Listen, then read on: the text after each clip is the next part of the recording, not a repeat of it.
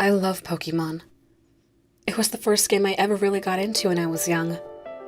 Maybe 16 or 17. And it stayed with me as I grew up. I always thought I'd play Pokemon all my life, because I could never put it down. It just has that effect on you, but you probably already know what I mean, right?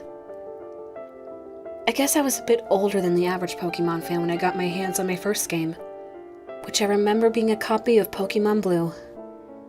Like a million of other kids that year, I received it as a Christmas gift. Across the country, countless Pokemon games were being unwrapped that very morning. They all came from the very same factory in Japan, crafted together by the same hands. They were all stuck in shiny new Game Boy handhelds and turned on for the very first time. I remember I had the biggest smile on my face when I began my adventure, nestled beside the Christmas tree, decked out in full winter pajamas. I selected Bulbasaur as my starter, caught a Pidgey, and then I caught a Caterpie. I brought my strong, three-man team into the first couple gyms without a hitch. I thought everything was going pretty well. Brock and Misty were a piece of cake. Well, Bulbasaur is easy mode. Rock and water types bowed down to grass. Admittedly, Lieutenant Surge gave me some issues. But I eventually triumphed after a bit of grinding. It was one after the other. Eventually, I came across the HM Cut, and I was given access to Route 9, and soon after Rock Tunnel. It took me a day to navigate through the darkness, but I did it. By then, the month of December was reaching its close. I'd shut myself up in my room for a few hours every day playing Pokemon, grinding Pidgeotto, Butterfree, and Ivysaur up a few levels each time. I didn't care. I was having a blast. A friend of mine even traded me a Sandslash for a Charmander, which brought my team up to 4 strong. I didn't think the game could get any better. Then I stepped foot into Lavender Town.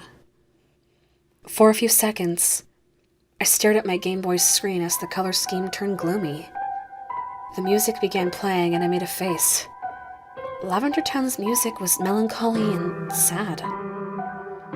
Completely unlike all the other themes I heard so far. I immediately realized this place was something else. Something the developers wanted to set apart from the rest. I didn't know any other reason they would have gone to such lengths that they did to make Lavender Town seem so dark.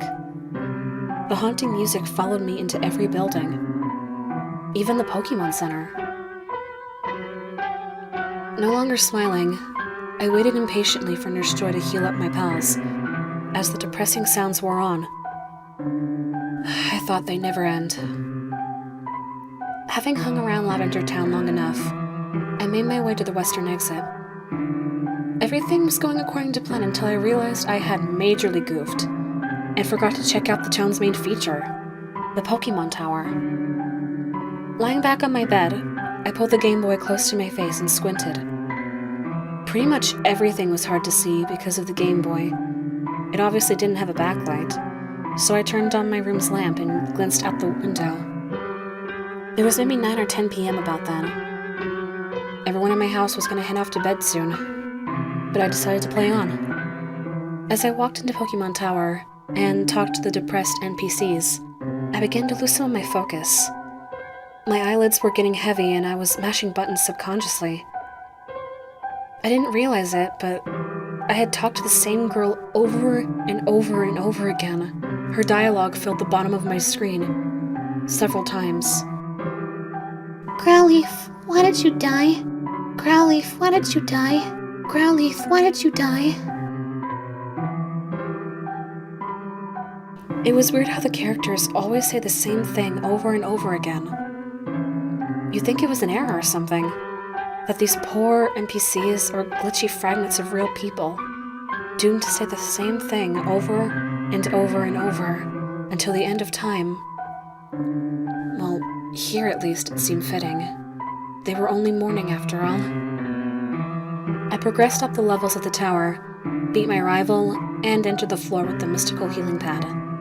I walked over it a few times, tentative to breach the edges, let another unidentifiable ghost appear. I was getting tired of my Pokemon being immobilized with fear.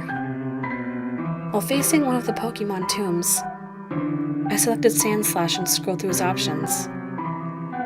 The friends that had given him to me had already taught him strength. Curious, I opted to use the move, and was intrigued to read the game's note. You can now move heavy boulders around. I know a tombstone wasn't exactly what the developers had in mind for strength purposes, but I had a sand slash put at it anyway. And to my surprise, it moved, revealing a small, black hole in its place. My character immediately dropped through it. I thought I would appear on the floor below, but I didn't. Instead, my character was surrounded by a black screen with the Lavender Town music playing. I scooched back on my bed and brought the Game Boy right under my lamp, thinking I'd be able to pick out some features of the new level if the screen was better lit. There was nothing to be seen. I tried to move my character, but the game just emitted that sound it always does when you walk into something. Next thing I knew, the Lavender Town music stopped playing. It cut off right in the middle. I figured the game had froze, but when I tried to move the character, his feet still jostled and I got that sound telling me I couldn't walk anywhere. I swallowed. There was a lump in my throat. I was nervous. I hadn't saved my progress in a while, and I didn't want to lose everything I had accomplished by flicking the power off. Plagued by indecision, I set my Game Boy down, reeled my legs over the side of the bed, and put a hand to my forehead. I was sweaty and clammy. My attention darted back to my Game Boy, and I saw that the sides of it, where my hands had been, were slick with sweat as well. I must have had a fever. I stumbled into the bathroom and turned on the lights, looking at my gaunt reflection in the mirror. I was pale as a sheet. My eyes seemed milky and glassy. My lips were pale and my hair was unkempt. I stunk from devoting all my time to Pokemon and not hygiene. Just as I reached forward to turn on the faucet, something on the corner of the counter caught my eye. It was my Game Boy. I hadn't brought it in with me, had I? I retracted my hand from the faucet and set it on the small electronic device instead, pulling it up and frowning at the screen. It was all black now, but still dead quiet. Maybe it was partially because I was in a daze from having a fever, or I was just really, really tired. But I couldn't drag my eyes off the screen. My eyelids peeled back and I kept staring into the black abyss, wondering where my character had gone. The Game Boy's power light was lit, so it hadn't shut itself off. The game was still running. After a minute or so, the chill from my bathroom was starting to get to me. The feeling of little icy fingers dragged up my spine and fixed around the back of my neck. I breathed in deeply and looked back up at the mirror. My reflection was gone. Instead, I was seeing the reflection of my empty bathroom and the open doorway leading into the dark hallway by my room. I rubbed my eyes a few times, but my reflection didn't appear. It was obvious I was having some sort of nightmare. Smiling to myself and thinking it was stupid to get scared over what was clearly a fever dream, I picked up my Game Boy and rolled it over my fingers a few times. Ready to pinch myself and wake up, I looked at the screen one last time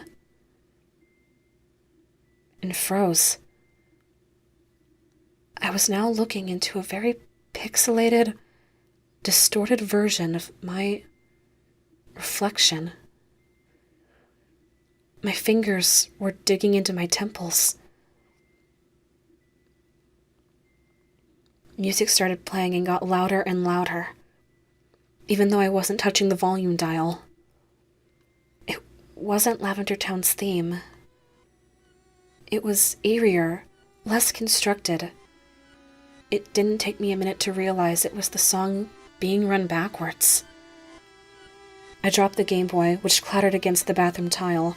The back opened, and the batteries flew out and rolled towards the doorway. Throwing my hands into my sweaty, messy hair, I went weak at the knees and sunk back against the wall, pinching myself, trying to wake myself up. The music was getting louder still, Even with the Game Boy face down without batteries, my glazed eyes darted to the mirror. It was entirely black, as if it and the Game Boy swapped visuals.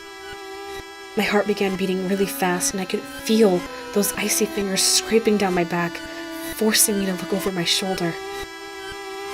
It was then that the lights in the bathroom went off, making everything pitch black. I screamed and jumped out of my skin, spinning around and feeling for the light switch, trying to turn it back on. I must have turned the wrong way because I was no sooner facing my mirror, which now had the faintest glow to it, like a weak electronic screen. I cried and beat my hand against it, waiting to feel the glass-like sheet shatter against my fist, but it never did. Nothing broke. All I heard was soft thumping.